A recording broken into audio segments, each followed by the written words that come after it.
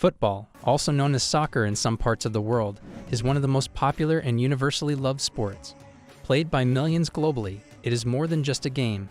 It's a universal language, a source of passion, culture, and a major part of daily life for many. While millions of fans tune in to watch the beautiful game, there are countless facts and details about football that even the most dedicated fans might not know. From its fascinating history to bizarre rules and behind-the-scenes insights, football is filled with surprises. In this article, we'll uncover 7 things you didn't know about football, shining a light on some of the more obscure and intriguing elements of the sport. Number 1. The origins of football are older than you think. When we think about football today, the modern version of the game as we know it originated in England in the 19th century. However, the roots of the sport stretch back much further.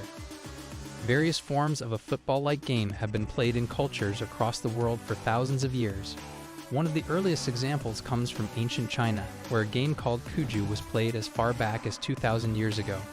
Cuju, which translates to kick ball, was similar to modern football but involved kicking a leather ball into a net. Much like the goal-scoring aspect of modern football, other ancient cultures also played their own versions of football. The Greeks played a game called episkiros, which involved 2 teams trying to get a ball past a line on the opposite side. Meanwhile, in medieval Europe, various forms of mob football were played, often involving entire villages competing against each other in chaotic, no-rules matches that could last for hours or even days. Modern football as we know it began taking shape in the 19th century, with the creation of standardized rules. In 1863, the Football Association, FA, was founded in England, and the first official rules of the game were written, marking the birth of modern football. But despite its official codification in the 1800s, football's origins go far deeper into human history. Number 2. The first football club was established in 1857.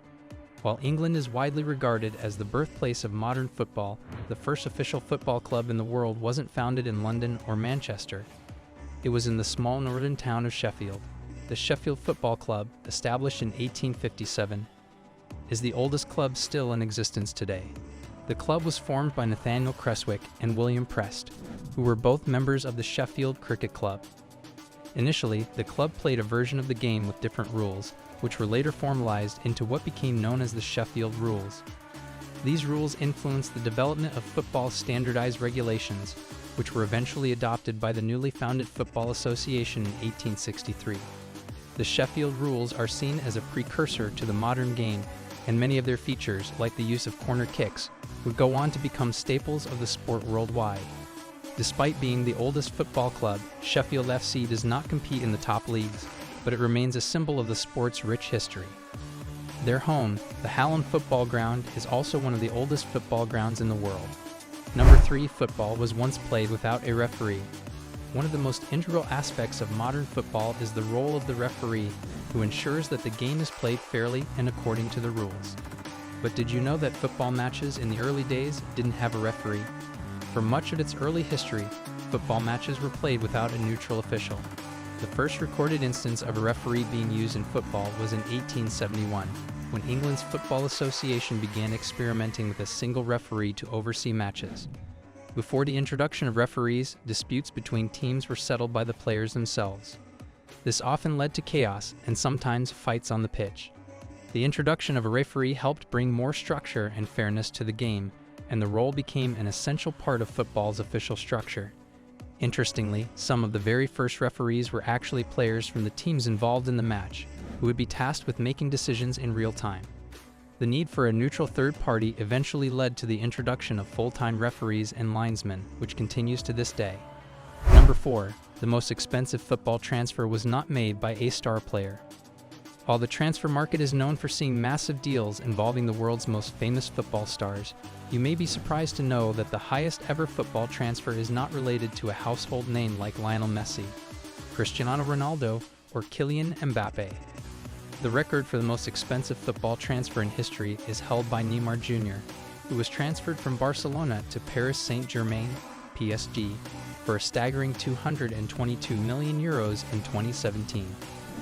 But this figure might be dwarfed in comparison to the hidden world of transfers involving clubs buying players from less prominent leagues.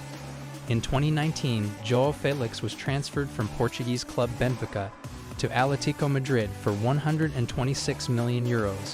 While Joao Felix may not yet have reached the iconic status of some other players, his move is one of the largest in history.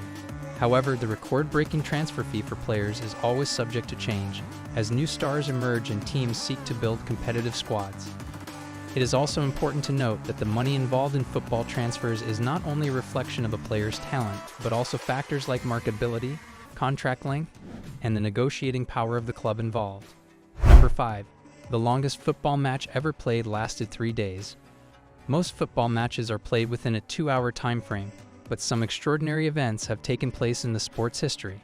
One of the most bizarre and physically demanding examples is the longest football match ever played, which took place in 1981 in the UK. The match, known as the world's longest football match, lasted an incredible 3 days or 72 hours.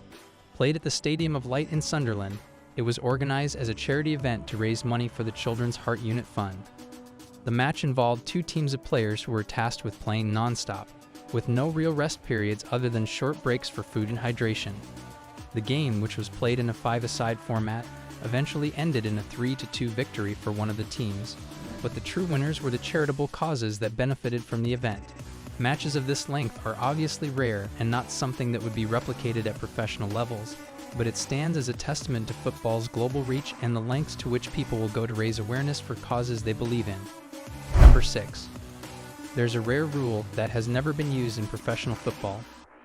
Football is governed by a set of rules known as the laws of the game, and while the vast majority of these rules are regularly applied during matches, there is one that has never been used in professional football. This rare rule, found in Law 3, deals with the possibility of a no-contest situation. According to Law 3, if both teams are unable to field enough players due to injuries, expulsions, or other circumstances, a match can be called off before it even begins. This is referred to as a no-contest situation. In practical terms, this has never occurred at the highest levels of professional football. While rare, there have been instances in lower league or youth football where matches have been abandoned due to extreme weather, violence, or a lack of available players. However, at the highest levels of the game, teams typically ensure they have the required number of players to field a team, meaning this rule has never had to be invoked during an official professional match. Number 7. Football players were once banned from having tattoos. In the 1960s and 1970s, football players were often subject to strict regulations by their clubs, which extended to aspects of their appearance. One of the most unusual and outdated rules from this era was the ban on tattoos for footballers.